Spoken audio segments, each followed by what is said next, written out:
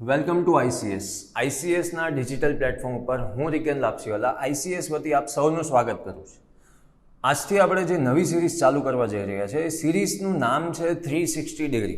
Okay, 360 degree.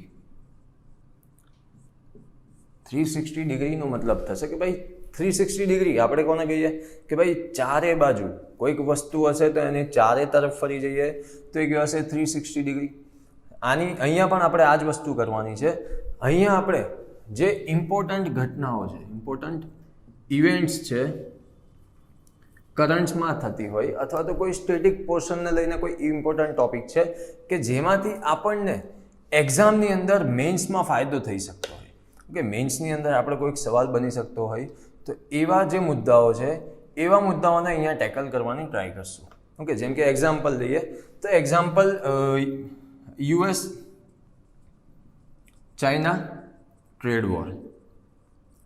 Okay, US China trade વોરની વાત કરીએ તો યુએસ ચાઇના ટ્રેડ વોરની અંદર આપણે કયા કયા પર્સપેક્ટિવને ધ્યાનમાં લઈ શકીએ.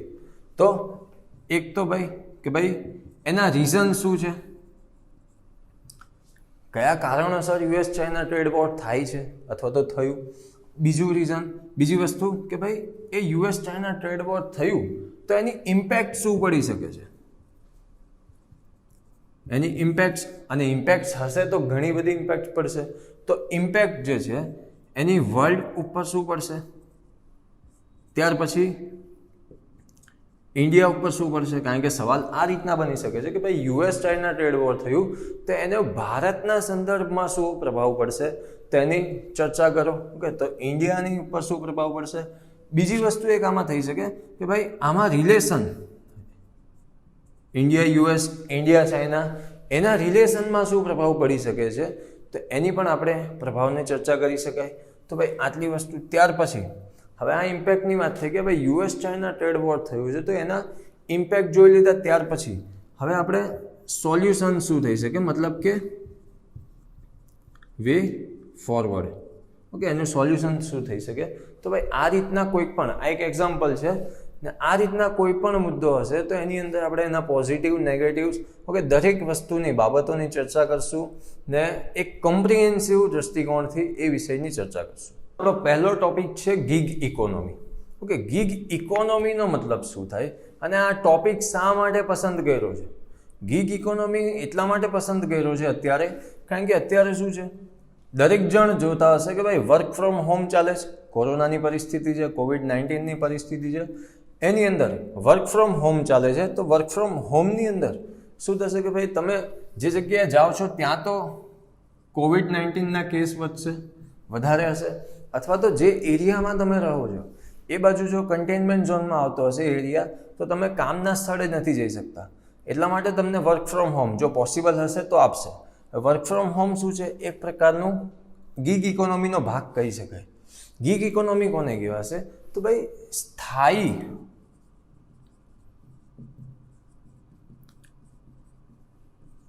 રોજગારીના સ્થાને ફ્રી લાન્સર્સ અથવા તો કહી શકીએ છૂટક કાર્ય કરતા જે શ્રમિકો છે એવી રોજગારની વ્યવસ્થા વધારે મહત્વની હશે. મતલબ કે ગીગ ઇકોનોમી કોને કહેવાશે, સ્થાયી રોજગારને સ્થાને ફ્રીલાન્સર્સ જે છૂટક કાર્ય કરે છે એવે વધારે મહત્વ આપવામાં આવે એવી રોજગારની વ્યવસ્થા. ઓકે, હવે આ ફ્રીલાન્સર્સ કોને કહેવાશે તો કોઈ પણ પ્રોજેક્ટ આધારિત કામ કરતા હશે અથવા તો કોઈ કોન્ટ્રાક્ટ બેઝિસ ઉપર કામ કરતા હશે કે ભાઈ 1 વર્ષનો કોન્ટ્રાક્ટ છે, 1 વર્ષનો કોન્ટ્રાક્ટ પતશે, ટાઈમ પીરિયડ પતશે એટલે તમે કોણ અને અમે કોણ. ઓકે, બસ આ જ વસ્તુ કહેવાય છે કોન્ટ્રાક્ટ. તો કોન્ટ્રાક્ટ બેઝિસ ઉપર કામ કરતા હશે અથવા તો કોઈ પ્રોજેક્ટ બેઝિસ ઉપર કામ કરતા હશે અથવા તો કેવું હશે પાર્ટ ટાઈમ. તો આ બધા જે છે ગીગ વર્કર્સ કહેવાશે. પાર્ટ ટાઈમ કામ કરતા હશે ગીગ વર્કર્સ કહેવાશે.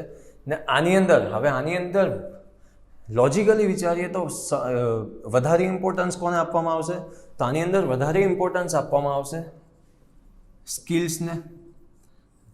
જો તમારી પાસે સ્કિલ વધારે હશે તો તમને લોકો હાયર કરશે. ઓકે, સ્કિલને વધારે ઇમ્પોર્ટન્સ. બીજી વસ્તુઓની અંદર ઇમ્પોર્ટન્સ આપવામાં આવશે તો એ છે ક્વોલિટી ઓફ વર્ક, મતલબ કે તમે કામ તો કરો છો, કામ દરેક વ્યક્તિ કરશે. 10 લોકો કંપનીની અંદર છે, હવે 10 લોકોમાંથી 5 વ્યક્તિ એવા છે કે જે સારી ગુણવત્તા, સારી ક્વોલિટીવાળું આઉટપુટ આપે છે, તો એ ક્વોલિટી ઓફ વર્ક જોવાશે. જો ક્વોલિટી ઓફ વર્ક તમારું સારું હશે તો એક તમારું નામ બનશે, તમારી રેપ્યુટેશન બનશે, અને એના આધારે જો તમારું નામ આગળ વધશે તો અન્ય લોકો તમને હાયર કરી શકે છે. તો ક્વોલિટી ઓફ વર્ક જોવાશે. બીજી વસ્તુ આની અંદર જોવામાં આવે છે તો એ છે કોસ્ટ. સામાન્ય રીતે એમ્પ્લોયર્સ જે નોકરી ઉપર રાખે છે એનો મેઇન હેતુ શું હશે? જેમ બને તેમ પોતાનો પ્રોફિટ વધારવો. તો પ્રોફિટ વધારવા માટે શું કરવું પડે? કોસ્ટને કટ કરવું પડશે. કોસ્ટ કટિંગ ક્યાં કરી શકે? તો એમ્પ્લોયર્સને, ક્યાં તો એમ્પ્લોઈઝ જે છે એમને રોજગારી ઓછી આપીને કરી શકે, ક્યાં તો એના જે ઇનપુટ છે એની જે ક્વોલિટી એમાં થોડું ડાઉનગ્રેડ કરી શકે. ઓકે, તો ભાઈ આ વસ્તુ છે. કોસ્ટ બેનિફિટ મેળવવા માટે એમ્પ્લોયર્સ સામાન્ય રીતે આ ગીગ વર્કર્સને હાયર કરતા હોય છે. ઓકે, ને આને લઈને મેકિન્સે નામની જે એક આંતરરાષ્ટ્રીય સંસ્થા છે,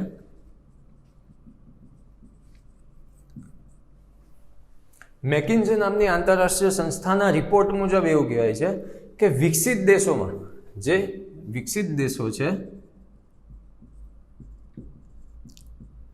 એની અંદર 20 થી 30% જે વર્કર્સ છે એ કોનાથી બિલોંગ કરે છે? તો એ ગીગ ઇકોનોમીનો પાર્ટ છે. મતલબ કે 100 વ્યક્તિ હશે, 100 માંથી 20 થી 30 લોકો એવા છે કે જે આ રીતના ફ્રીલાન્સર્સ કામ કરે છે, અથવા તો પાર્ટ ટાઈમ બેસિસ ઉપર અથવા તો પ્રોજેક્ટ બેસિસ ઉપર કામ કરે છે. મતલબ કે આ આંકડો જે છે સારો એવો કહી શકાય. એટલે 100 માંથી 70 થી 80 લોકો એવા છે કે એ શું કરે છે? એ રેગ્યુલર વર્કર છે. બાકીના 20 થી 30% લોકો એવા છે, 20 થી 30 વ્યક્તિ કે જે પાર્ટ ટાઈમ બેસિસ ઉપર કામ કરતા હોય છે. મતલબ કે ગીગ વર્કર્સ છે, અથવા તો ગીગ ઇકોનોમીનો ભાગ કહી શકાય. પણ એવું છે કે ભાઈ વિકાસશીલ દેશોની અંદર આ જે આંકડો છે હજી નીચો છે. મતલબ કે 20 થી 30% જે વિકસિત દેશોમાં જોવા મળે છે, વિકાસશીલ દેશોમાં એટલું ઊંચું પ્રમાણ નથી, પણ હવે વધી રહ્યું છે. હવે આનું પ્રમાણ, આ જે આંકડો છે તે વધી રહ્યો છે. એ વધી રહેવાનું એક રીઝન એક કહી શકાય કે ભાઈ વિકાસશીલ દેશોમાં લોકો મજબૂરીમાં ગીગ ઇકોનોમીનો પાર્ટ બને છે, ગીગ વર્કરનો પાર્ટ બને છે. ને જ્યારે વિકસિત દેશોની અંદર તકોને લઈને, મતલબ કે જે તક છે, જે ઓપોર્ચ્યુનિટી છે, સ્કિલ છે, એને લઈને લોકો, મતલબ કે સ્વેચ્છાએ લોકો ગીગ ઇકોનોમીનો પાર્ટ બને. જ્યારે વિકાસશીલ દેશોની અંદર મજબૂરીમાં બને છે. મજબૂરીમાં શા માટે બને છે? કારણ કે જે ફૂલ ટાઈમ જોબ છે એ ઓછી છે. મતલબ કે ફૂલ ટાઈમ જોબના અભાવને કારણે લોકો ગીગ વર્કર્સ બને છે અને ગીગ ઇકોનોમીનો પાર્ટ બને છે. તો આ એક ફરક છે, પરંતુ હવે ધીમે ધીમે વધતું જાય છે. હા, તો ચર્ચા કરીએ કે ગીગ ઇકોનોમીનું ચલણ વધવા માટે કયા કયા કારકો, કયા કયા ફેક્ટર્સ છે જે રિસ્પોન્સિબલ છે. ઓકે, તો ચર્ચા કરીએ.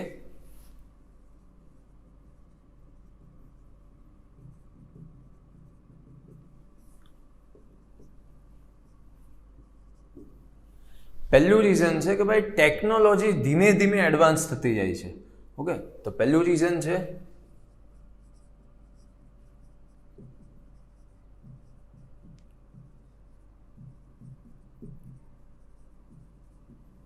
ટેકનોલોજીનું અપડેટ થવું. ટેકનોલોજી જેમ જેમ એડવાન્સ થતી ગઈ એની અંદર એક વસ્તુ ઉમેરાઈ છે, તો એ છે કે ભાઈ હવે વિડીયો કોન્ફરન્સિંગનું પ્રમાણ વધી ગયું. ઓકે, બીજી આ વિડીયો કોન્ફરન્સિંગનું પ્રમાણ વધ્યું. બીજું જોવા મળે છે કે એક સેન્ટ્રલાઇઝ્ડ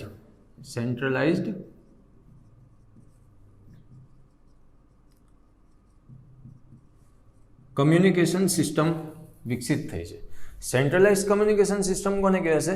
કે ભાઈ જે કમ્યુનિકેશન સિસ્ટમ છે એની અંદર એનો જે કંટ્રોલ છે કોઈ પણ એક વ્યક્તિના હાથમાં હશે.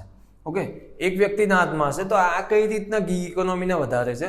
તો ભાઈ કોઈક એમ્પ્લોયર્સ છે શું કરશે? જેટલા પણ પોતાના પાર્ટ ટાઈમ જે હાયર કર્યા છે, જે વર્કર્સ છે, એમને શું કરશે? એક ટાઈમ આપી દેશે કે ભાઈ આ ટાઈમે આપણી મીટિંગ છે, આટલા વાગે દરેક જણે જ્યાં પણ હશે, પોતાના ઘરે હશે અથવા તો કંપનીમાં હશે, વિડીયો કોન્ફરન્સિંગના માધ્યમથી દરેક જણે આપણે મિટિંગમાં સામેલ થવાનું છે. તો આ શું છે? દરેક જણને મિટિંગ કરશે, પોતપોતાના જે સ્થળે છે ત્યાંથી કરશે, ને પછી શું કરશે કે ભાઈ કામ જે સોંપણી થશે અથવા તો જે કંઈ રિપોર્ટ આપ લે કરવાની હશે એ થઈ જશે. એને કારણે ગીગ ઇકોનોમીનું પ્રમાણ વધતું જાય છે. બીજું રીઝન છે, બીજું કયું ફેક્ટર છે, તો એ છે ધીમે ધીમે સ્ટાર્ટઅપ કલ્ચર વધતું જાય છે.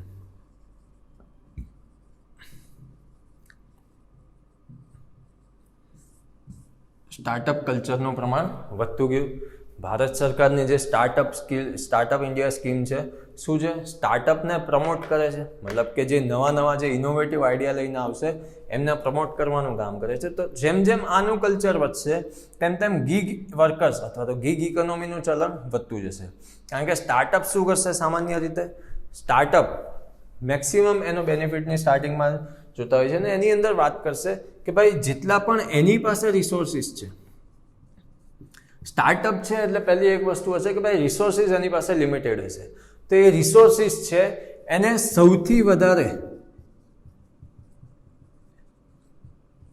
એફિશિયન્ટલી કઈ રીતના યુઝ કરી શકાય એની એ વાત કરશે, એની ઉપર ધ્યાન આપશે અને એની ઉપર ફોકસ કરવો હશે.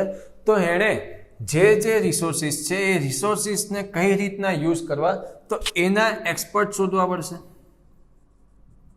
હવે એવા એક્સપર્ટ એ ફૂલ ટાઈમ રાખશે તો એને કોસ્ટલી પડશે, કારણ કે એટલું ફાઇનાન્શિયલ જે કહી શકીએ કે ફાઇનાન્સ પણ એટલું નથી હોતું સ્ટાર્ટિંગમાં.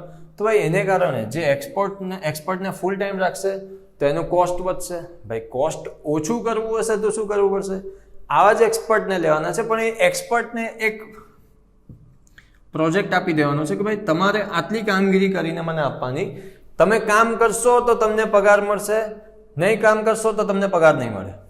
ગીગ ઇકોનોમી એક રીતની એ જ થઈ કે તમારી સ્કિલ છે, તમારી સ્કિલનો હું ફાયદો લઈશ ને તમને ફાઇનાન્સ પૂરું પાડીશ. મતલબ કે તમારી સેલરી અથવા તો જે પણ પે સ્કેલ નક્કી થશે એ પ્રોજેક્ટના આધારે નક્કી થશે. તો આના ઉપયોગ કરશું તો વધારે એફિશિયન્ટલી રિસોર્સિસને યુઝ કરી શકાશે. તો આ સ્ટાર્ટઅપ કલ્ચર જેમ જેમ વધશે તેમ તેમ ગીગ વર્કર્સનું પ્રમાણ વધતું જશે. ને વર્કર્સ, હવે સવાલ એવો ઊભો થાય કે ભાઈ જે એક્સપર્ટ છે શા માટે આ રીતના જોડાશે? કારણ કે એની અંદર ફાયદો એક્સપર્ટને એ થશે કે ભાઈ અહીંયા તો એ એક પ્રોજેક્ટ પર જોડાયો છે, હવે એ પ્રોજેક્ટ ઉપર જોડાયા પછી આ નોકરી ઉપર એને ફૂલ ટાઈમ જવાનું છે નહીં. મતલબ કે એની પાસે બાકીનો જે ટાઈમ બચશે એ ફ્રી બચશે, તો એ બાકીના ટાઈમમાં બીજી કોઈ જગ્યાએ લાગી જશે, બીજી કોઈ જગ્યા ઉપર કામ કરી શકશે. મતલબ કે એ વર્કર્સ પાસે, એ જે એક્સપર્ટ છે એની પાસે શું થશે, બે ઇન્કમના સોર્સિસ થઈ જશે. એક સાથે બે ઇન્કમને ઊભી કરી શકશે એક જ જગ્યાએથી. ઓકે, તો એટલા માટે એક્સપર્ટ છે તે આની અંદર જોડાશે. ત્રીજું ફેક્ટર કે જેને કારણે ગીગ ઇકોનોમીનું ચલણ વધતું જાય છે તો એ છે અનસર્ટેન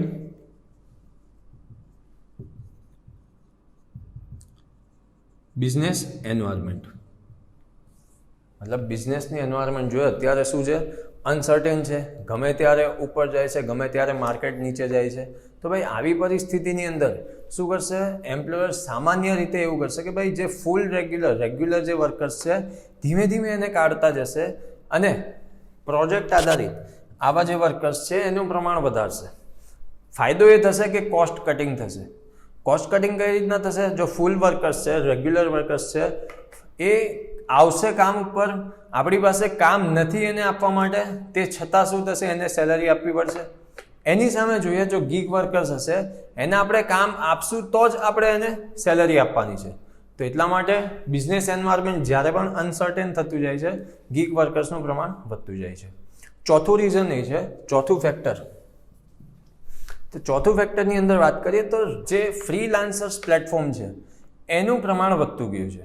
ફ્રીલાન્સર્સ પ્લેટફોર્મ જે છે એનું પ્રમાણ જેમ જેમ વધતું જાય છે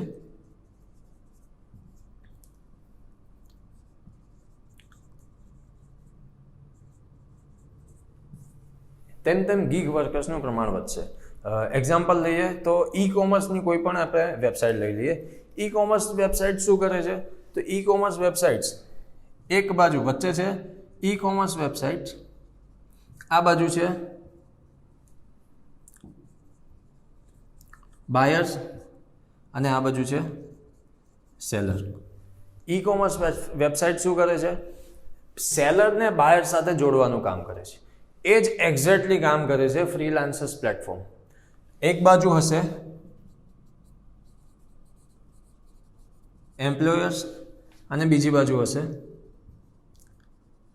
એમ્પ્લોઈઝ અથવા તો વર્કર્સ. આમની કોઈક નીડ હશે એ બંનેની નીડને એકબીજા સાથે કનેક્ટ કરવાનું કામ કોણ કરે છે? તો ફ્રીલાન્સર્સ પ્લેટફોર્મ. ને આ પ્લેટફોર્મ વધતા જશે ને અત્યારનો ટાઈમ જે છે એ ડિજિટલ ટાઈમ છે, તેમ ગીગ વર્કર્સ છે તે વધતા જાય છે અને ગીગ ઇકોનોમીનું ચલણ ધીમે ધીમે વધતું જાય છે. તો હવે આપણે ચર્ચા કરીએ ગીગ ઇકોનોમી જો વધશે તો એના ફાયદા શું થશે? તો ગીગ ઇકોનોમીના ફાયદાની વાત કરીએ. બેનિફિટ્સ. હવે બેનિફિટ્સ જોઈએ તો આપણે બંનેના દૃષ્ટિકોણથી જોવા પડશે. બેનિફિટ્સ એક તો વર્કરને થઈ શકે, તો વર્કર્સ માટે શું બેનિફિટ છે, અને બીજું આપણે વાત કરશું ઓર્ગેનાઇઝેશન્સ માટે, મતલબ કે જે સંસ્થાઓ છે એ સંસ્થાઓને કઈ રીતના ગીગ ઇકોનોમી ફાયદો કરાવશે અને વર્કર્સને કઈ રીતના ઇકોનોમિક ફાયદો કરાવશે. તો પહેલું ગીગ વર્કર્સથી શરૂઆત કરીએ. પહેલી વાત છે તો ફ્લેક્સિબિલિટી મળશે.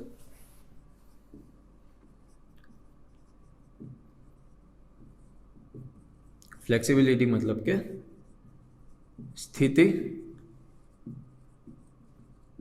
સ્થાપકતા. ફ્લેક્સિબિલિટી કઈ રીતના કરશે ભાઈ? ગીગ વર્કર્સ છે તો એ કામના સ્થળે એણે જવાનું નથી, અથવા તો જવાનું હશે તો પણ અમુક લિમિટેડ ટાઈમ માટે. તો આની સાથે ફ્લેક્સિબલ એટલા માટે છે કે ભાઈ એ બે વસ્તુને મેનેજ કરી શકશે. એક તો પોતાનું કામ છે, મતલબ કે ઇન્કમનો જે સોર્સ છે એને મેનેજ કરશે, ને બીજી વસ્તુ પોતાની ફેમિલી. તો આને કારણે એ ફેમિલી અને જે વર્ક છે એ બંનેને સારી રીતે મેનેજ કરી શકે, એટલા માટે ફ્લેક્સિબલ છે ને એ ફ્લેક્સિબિલિટીનો ફાયદો છે ગીગ ઇકોનોમીનો. બીજો ફાયદાની વાત કરીએ તો ગીગ વર્કર્સ જે છે એ એક સાથે ઘણા સ્ત્રોતથી આવક મેળવી શકે છે. જે આપણે સ્ટાર્ટિંગમાં એક્ઝામ્પલ જોયેલું હતું, ઓકે, તો એક સાથે ઘણા બધા સોર્સિસથી એ ઇન્કમને મેળવી શકે છે. ને બીજી એક વસ્તુ થશે કે ભાઈ આનાથી ગીગ વર્કર્સને છે એ પોતાના જે ગોલ્સ છે અથવા તો પોતાની જે સ્કિલ છે એના અકોર્ડિંગ જે ઓપોર્ચ્યુનિટી આવે છે, જે કામ આવે છે એને સિલેક્ટ કરવાની સ્વતંત્રતા ગીગ વર્કર્સ પાસે રહે છે. ઓકે. ત્રીજો ફાયદો છે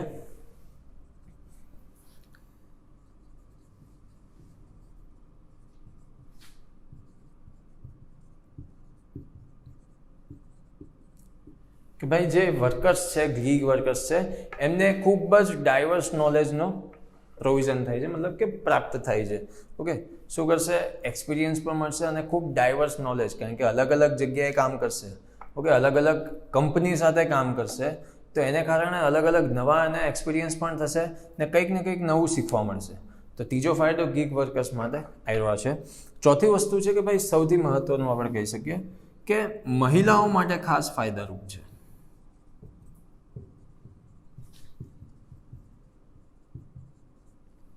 મહિલાઓ માટે લાભદાયી છે, કારણ કે મહિલાઓને મેઇન ઇસ્યુ આવતો હોય છે સેફટીને ધ્યાનમાં લઈને. ને ભારતીય સમાજની અંદર હજી પણ આપણે જોઈએ કે ભાઈ સમાજ ફોરવર્ડ થઈ ગયો છે, તે છતાં હજી પણ મહિલાઓ જો કામ ઉપર જશે તો વર્કિંગ વુમનને સમાજમાં એક ટેબુ તરીકે જોવામાં આવે છે. તો આ સમસ્યા જે છે ગીગ ઇકોનોમી વધશે તો એ સમસ્યા સોલ્વ થઈ જશે. મહિલાઓ પોતાના ઘર બેઠા કામ કરી શકશે. ઓકે. પાંચમો એક ફાયદો છે કે ભાઈ જે કામના સ્થળે તમારે જવાનું નથી, તો તમારો ટ્રાવેલિંગનો કોસ્ટ પણ અને સાથે ટાઈમ પણ બચશે. મતલબ કે તમારો ટ્રાવેલિંગ કોસ્ટ અને ટાઈમ બંનેવાની અંદર બચી શકે છે. ને બીજી એક વસ્તુ કે ભાઈ પોતાના સમય પ્રમાણે કામ કરી શકાય.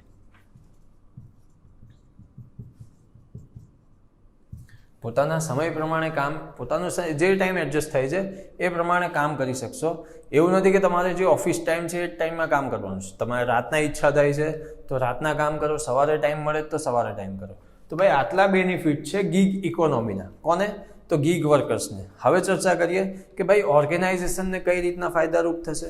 તો ઓર્ગેનાઇઝેશનની અંદર સૌથી પહેલો એક ફાયદો થશે તો ભાઈ જે પણ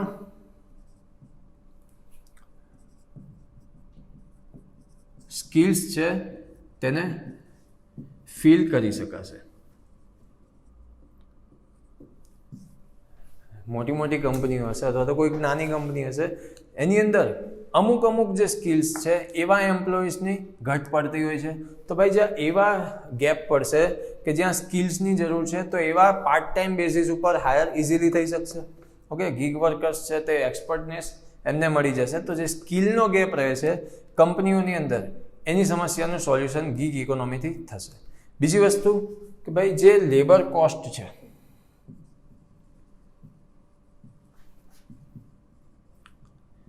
એ ડાઉન જશે. લેબર કોસ્ટ ડાઉન જશે મતલબ કે અમુક કંપની અધિનિયમ છે, કંપની અધિનિયમની અંદર અમુક પ્રકારની કંપની હશે તો 10થી વધારે એમ્પ્લોઈઝ હશે તો એના અધિનિયમો જે નિયમો છે એ લાગુ પડશે. તમારે એમને સોશિયલ સિક્યોરિટી આપવી પડશે. એ બધી બાબતમાંથી છૂટી શકાય છે અને લેબર કોસ્ટને ડાઉન કરી શકાય છે. ને ગીગ વર્કર્સ હશે, પ્રોજેક્ટ આપો, કામ લો, પૈસા આપો. ઓકે, તો એને લીધે પણ જે લેબર કોસ્ટ છે તે ડાઉન જશે. ત્રીજો પોઈન્ટ છે, ત્રીજો ફાયદો જે કંપનીઓ માટે છે એ છે કે ભાઈ ટાઈમિંગ્સ ઓછો થશે. મતલબ કે જે ગીગ વર્કર્સ છે એમને હાયર કરવા હશે તો એમને હાયર કરવા માટેનો જે સમયગાળો છે તે ઓછો લાગશે. કારણ કે એની અંદર ઘણી બધી બાબતો કે જે રેગ્યુલર વર્કર્સને હાયર કરતી વખતે વિચારવી પડે એને નિગ્લેક્ટ કરવાની હોય છે. કારણ કે જો રેગ્યુલર વર્કર્સને હાયર કરશું તો પહેલી બાબત વિચારવી પડશે કે ભાઈ એને આપણે સોશિયલ સિક્યોરિટી પ્રોવાઈડ કરવી પડશે. બીજી વસ્તુ વિચારવી પડશે કે ભાઈ કંપની માટે જ્યારે ખરાબ સમય ચાલે છે એ સમયગાળા દરમિયાન જો એ વ્યક્તિને આપણે કામ નહીં આપશું, મતલબ કે એ આપણને કામ નહીં આપશે, આપણે એને કામ આપશું તો એ આપણને કામ કાઢી આપશે. એ કામ જો એ નહીં આપશે તો એ સમયે આપણને પોસાઈ શકે એમ છે કે નહીં, આ બધી બાબતો ઉપર વિચાર કરવો પડશે. જે વિચાર ગીગ વર્કર્સની સાથે આપણે કરવાનો નથી.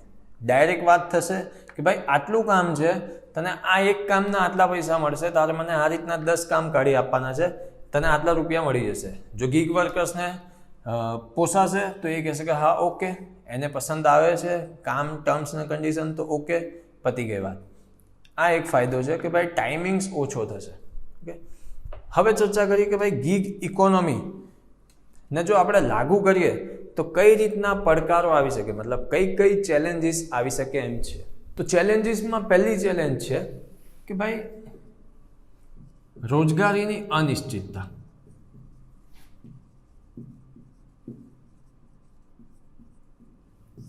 જે રોજગારી છે એની અનિશ્ચિતતા જોવા મળશે. મતલબ કે એવું જરૂરી નથી કે તમને હંમેશા 365 દિવસ કામ મળશે. કોઈક એવો સમયગાળો આવશે કે તમને કામ નહીં મળશે.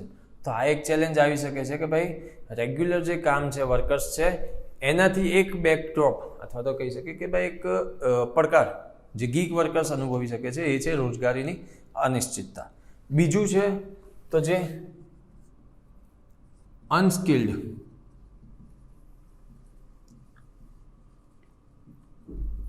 વર્કર્સ છે એમને તક ઓછી મળશે.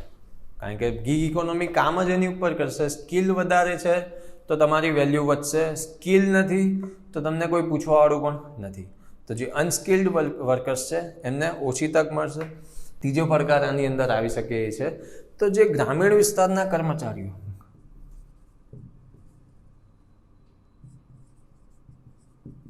ગ્રામીણ વિસ્તારના જે કર્મચારીઓ છે, જે વર્કર્સ છે, એમની સાથે અન્યાય થઈ શકે એવું જ કહી શકાય. કારણ કે સ્કિલ્ડ લેબર હશે તો સ્કિલ્ડ ગ્રામીણ વિસ્તારની અંદર જોઈએ તો હજી પણ સ્કિલ્ડ લેબર છે એનું પ્રમાણ ઘણું ઓછું છે. તો ભાઈ ગ્રામીણ વિસ્તારના લોકોનું જે છે એ ઓછી તક મળશે. તો ભાઈ આટલા પડકાર આવી શકે એમ છે. ઓકે, હવે આપણે ચર્ચા કરીએ કે ભાઈ શું પરિસ્થિતિ અત્યારે વિશ્વમાં આને લઈને ચાલે છે.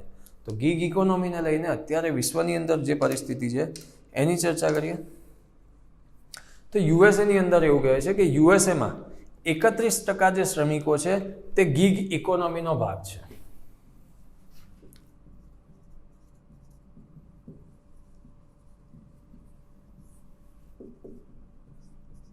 યુએસએમાં 31% વર્કર્સ છે તે ગીગ ઇકોનોમીનો ભાગ છે.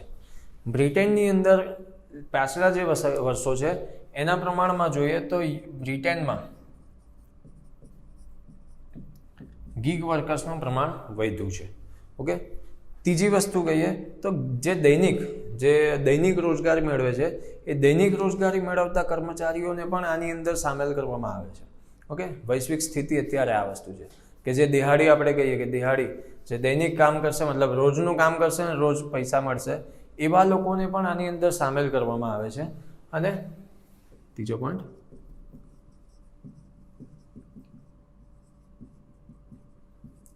શ્રમિકો પણ આની અંદર સામેલ છે.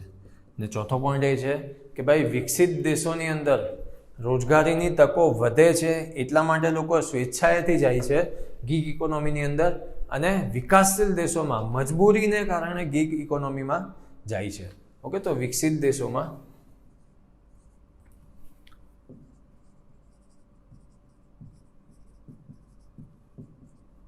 લોકો સ્વૈચ્છિક રીતે જાય છે અને વિકાસશીલ દેશોમાં મજબૂરીમાં ગીગ ઇકોનોમીનો પાર્ટ બને છે. ઓકે, તો આ સમસ્યા, આ જે સ્થિતિ છે વૈશ્વિક ધોરણે અત્યારે છે. વે ફોરવર્ડ શું થઈ શકે? વે ફોરવર્ડમાં તમે પણ તમારી સાઈડથી કંઈક વિચારજો. હું એક બે પોઈન્ટ તમને આપીશ. વે ફોરવર્ડની અંદર એક વસ્તુ કરી શકે કે અત્યારે આ જે પરિસ્થિતિ છે એની ઉપરથી એક અંદાજ તો આપણે લગાવી શકીએ કે હવેનો જે પણ વર્ષો આવશે, જે સમય આવશે, એની અંદર ગીગ ઇકોનોમીને મહત્ત્વ વધવાનું છે. ને ગીગ ઇકોનોમીનું ચલણ વધશે તેમ તેમ વધારે જરૂર શેની પડશે? તો સ્કિલ્ડ લેબરની, મતલબ કે લોકોને સ્કિલ આપવાની જરૂર પડશે, લોકોનું કૌશલ્ય વિકાસ કરવાની જરૂર પડશે. ઓકે, અને સાથે સાથે રોજગારીની તકો પણ વધારવી પડશે, કારણ કે કૌશલ્ય વિકાસ આપશું, કોઈને સ્કિલ આપી દીધી કે ભાઈ કોમ્પ્યુટર શીખવાડી દીધું, પણ એને આપણે કોમ્પ્યુટર નથી આપતા તો એ જે એની સ્કિલ છે કોઈ જ કામની નથી. એટલે સ્કિલ તો આપવાની છે, સાથે સાથે રોજગારીની તકોમાં પણ વધારો કરવાનો છે. તો વે ફોરવર્ડમાં એક પોઈન્ટ એ થશે કે ભાઈ લોકોને સ્કિલ ડેવલપમેન્ટ કરવાનું છે અને સાથે સાથે જોબ ઓપોર્ચ્યુનિટી, મતલબ કે જે રોજગારીની તકો છે એનું પણ સર્જન કરવાનું છે. તો આપણે આ જે કૌશલ વિકાસ કરશું એનો સારી રીતે ફાયદો ઉઠાવી શકશું. ઓકે, તો ભાઈ આટલી જ છે ગીગ ઇકોનોમીને લઈને ચર્ચા કરવાનું હતું. ઓકે, તો પહેલું જોયું આપણે કે ભાઈ વિશ્વની અંદર પરિસ્થિતિ, મતલબ કે જે યુએસએની અંદર મેકિન્સેનો રિપોર્ટ આવ્યો. બીજી વાત કરી કે ભાઈ કયા કયા ફેક્ટર્સ છે જેને કારણે ગીગ ઇકોનોમીનું ચલણ વધી રહ્યું છે. ત્રીજું આપણે જોયું બેનિફિટ, વર્કર્સના પર્સપેક્ટિવથી જોયું અને સાથે સાથે ઓર્ગેનાઇઝેશનના પર્સપેક્ટિવથી. ચોથું આપણે જોયું કઈ ચેલેન્જીસ આવી શકે એમ છે. ને પાંચમી આપણે વાત કરી કે ભાઈ વિશ્વની અંદર અત્યારે ગીગ ઇકોનોમીને લઈને કઈ કઈ ચર્ચાઓ, મતલબ કઈ સ્થિતિઓ છે. અને છેલ્લો ટોપિક કે વે ફોરવર્ડ, સોલ્યુશન શું થઈ શકે આ ગીગ ઇકોનોમીને લાગુ કરવી હોય તો. ઓકે, આટલી જ વાત કરવાની છે.